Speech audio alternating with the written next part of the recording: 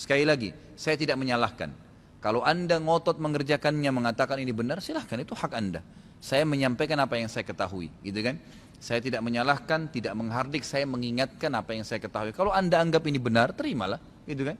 Karena orang yang bijaksana, orang yang berakal adalah orang kalau menerima, mendengar sebuah penyampaian dan itu benar, lebih benar dari apa yang dia ketahui sebelumnya, maka dia menerimanya. Ya, maka dia akan selamat dari sifat sombong, kan gitu. Tolong ceritakan tentang sejarah maulid. Apakah maulid Nabi SAW termasuk bid'ah hasanah? Merujuk sabda Nabi SAW, hadis riwayat Muslim nomor 1017. Barang siapa yang membuat-buat hal baru yang baik dalam Islam, maka baginya pahala dan pahala orang yang mengikutinya. Dan begitu pula sebaliknya. Maulid Nabi SAW adalah merayakan hari lahir Nabi SAW. Awal mulanya muncul tahun 230 Hijriah. Dan ini muncul dari kerajaan dinasti Fatimiyah Syiah. Syiah ya, yang itu dibentuk pada saat itu di Mesir, dan mereka punya 6 macam maulid, dan sampai hari ini di Iran masih ada tuh. Jadi yang berfaham Syiah memang mengikuti ini. Sayangnya banyak ahli sunnah yang menarik ajaran ini, pemahaman ini ke pemahaman mereka, padahal sebenarnya pemahaman orang-orang Syiah. Dan Syiah ini jelas mengkafirkan sahabat, mengatakan Al-Quran kurang, gitu kan. Mereka punya 6 macam maulid. Maulid Nabi SAW, Hasan, Husain, Fatimah, Ali, dan rajanya mereka. Dan mereka pada saat membaca maulid dengan zikir-zikir yang sering kita dengar sekarang, itu ya mereka berdiri di tengah-tengahnya karena menganggap ruhnya Nabi SAW sedang lewat. Banyak orang ahli sunnah di Indonesia yang benci dengan Syiah, karena pemahaman Syiah jelas ya mengkafirkan sahabat, mencaci maki Abu Bakar dan Umar, mengkafirkan mereka, mengatakan Quran kurang, tapi mereka tidak sadar maulid yang mereka lakukan adalah acara dari orang-orang Syiah, gitu kan? Anda boleh kembali kepada buku sejarah, semua buku sejarah menjelaskan masalah itu. Jadi munculnya di tahun 230 Hijriah dan dilakukan oleh Syiah ya pada saat itu yang mendirikan dinasti Fatimiyah namanya. Baik, itu kurang lebih gambaran tentang sejarahnya. Dan orang-orang Syiah Fatimiyah waktu itu mengadakan maulid. Review lagi kembali kenapa mereka buat. Ternyata mereka waktu itu di Mesir berbatasan dengan Bizantium, kerajaan Romawi. Dan waktu itu orang-orang Romawi mereka mengadakan maulidnya Nabi Isa, ya kan gitu. Maka orang-orang Syiah waktu itu mengatakan di Mesir, kalau gitu kita juga buat maulid untuk Nabi SAW. Maka dibuatlah. Dan sekarang Anda boleh tanya kepada siapapun, kiainya, habibnya, tanya, apakah Nabi SAW pernah melakukan maulid kayak Anda lakukan nih? Berzikir, baca salawat, berdiri, nganggap ruhnya Nabi sedang lewat, pernah? Pasti kalau mereka jujur, mereka akan mengatakan tidak pernah. Ditanya, lalu kenapa Anda lakukan? Bentuk cinta kepada Nabi SAW. Bentuk cinta itu harusnya mengikuti dan mencontohi dan melakukan apa yang dicontohkan dan diperintahkan saja, nggak menambah, gitu kan? Karena kalau kita menambah seakan-akan kita menganggap Nabi SAW masih ada yang belum disampaikan. Para Nabi sudah pada saat meninggal menyampaikan semua.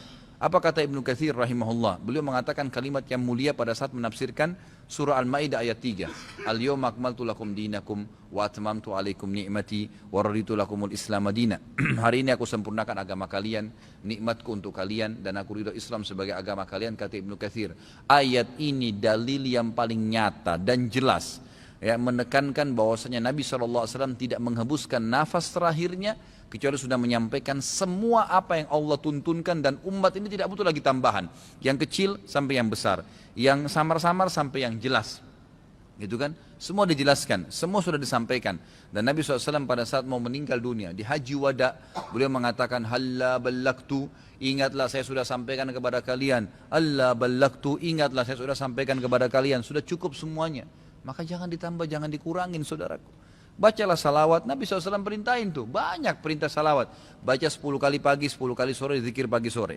Boleh juga dijadikan sebagai zikir rutin kita tiap hari. Nabi SAW perintahkan untuk baca salawat, gitu kan. Dianjurkan untuk membaca. Di hari Jumat disuruh memperbanyak salawat untuk Nabi SAW. Setiap kali disebut namanya SAW. Dalam majelis ini berapa kali kita katakan Nabi SAW, Nabi SAW. Itu semua fadilah, itu diperintahkan, gitu kan. Tapi jangan dikarang secara khusus, karena itu akan menambah. Sekali lagi, saya tidak menyalahkan. Kalau Anda ngotot mengerjakannya, mengatakan ini benar, silahkan, itu hak Anda. Saya menyampaikan apa yang saya ketahui, gitu kan. Saya tidak menyalahkan, tidak menghardik, saya mengingatkan apa yang saya ketahui. Kalau Anda anggap ini benar, terimalah, gitu kan. Karena orang yang bijaksana, orang yang berakal adalah orang kalau menerima, mendengar sebuah penyampaian dan itu benar, lebih benar dari apa yang dia ketahui sebelumnya, maka dia menerimanya. ya, maka dia akan selamat dari sifat sombong, kan gitu. Kalau masalah hadis yang disebutkan tadi, Nabi SAW mengatakan barang siapa yang membuat hal yang baru. Jadi ini terjemahannya pun keliru sebenarnya, gitu kan. Jadi kisahnya begini, ini hadis Bukhari. Nabi Muhammad SAW pada saat suatu hari, di siang hari, selepas sholat duhur, begitu kisahnya ya, melihat dari kejauhan, waktu beliau mau keluar dari masjid, ada satu kaum, orang Badui, Arab ini orang Badui dari padang pasir, yang datang ke Madinah berharap mendapatkan sedekah. Karena miskinnya mereka, dalam riwayat ini dikatakan sampai mereka hanya menggunakan satu lembar kain yang tidak dijahit. Mereka cuma lilitkan di badannya, ya, kalau ada angin tersingkap aurat mereka karena miskinnya, dan mereka mengikat ujung kain itu satu sama yang lain di lehernya, gitu kan? Dan diikat juga di bagian bawahnya, sehingga memang peka sekali bisa kelihatan auratnya, dan dari muka mereka kelihatan, dalam hadis ini dikatakan kemiskinan, wajahnya sudah hitam, kelihatan tua sekali karena susahnya. Lalu Nabi SAW naik di atas mimbar sambil berkata, ini pentingnya mempelajari sababul wurudnya hadis. Sebabnya hadis disebutkan, sama kalau ayat sababun nuzul ya. Perhatikan hadis tadi yang disebutkan, ini adalah sababul wurudnya. Ini saya ceritakan sekarang. Maka Nabi SAW naik di atas mimbar setelah tahmid dan salawat untuk diri beliau dan memuji Allah tadi, tahmid dan salawat, beliau mengatakan, wahai muslimin, sesungguhnya semua yang kalian kumpulkan di dunia tidak akan bermanfaat buat kalian. Semua akan habis. Sebaik-baik harta kalian adalah harta yang kalian infakkan selama kalian hidup.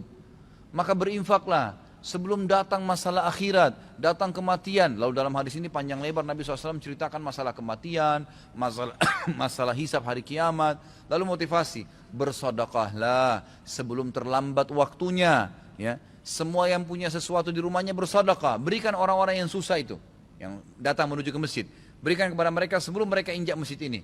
Lalu kata Nabi SAW, bersedekahlah walaupun hanya dengan sepotong kurma. Jadi kalau seseorang di antara kalian punya kurma di rumahnya satu butir, bagi dua. Satu dia makan setengah, setengah dia makan, kasih setengah orang miskin ini. Saking pentingnya bersedekah.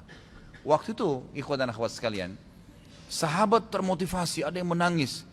Ada satu orang, sahabat berdiri, lalu dia mengeluarkan semua yang dia miliki di kantongnya. Ya Rasulullah, ini saya sedekahkan. Dengan melihat orang itu melakukan, sahabat di masjid rame-rame melakukannya. Pada keluarin semua hartanya. Apa kata Nabi SAW? Siapa yang menunjukkan perbuatan baik dalam Islam, yang memulai. Kenapa? Karena tadi ini orang memulai kasih, maka dia akan mendapatkan pahala orang yang melakukannya tanpa dikurangi sedikit pun dari pahala orang yang melakukannya. Jadi kalau kita ajak orang ke masjid atau kita ajak orang bersedekah, lalu dia dapat pahala nih 10 pahala misalnya karena sholat atau karena sedekah, kita kena mengajaknya, diberikan juga pahala 10 tanpa dikurangi dari pahala dia, kan begitu. Ini sebabnya hadis. Sayangnya hadis ini disalahfahamin, dijadikan bolehnya mengatakan ada bidah hasanah. Semoga Allah berikan hidayah, padahal mereka tidak paham sebab urutnya. Ada sebabnya hadis itu disebutkan, jadi bukan kosong begitu saja, gitu kan. Jadi mudah-mudahan ini bisa difahamin apa yang telah Nabi SAW sampaikan.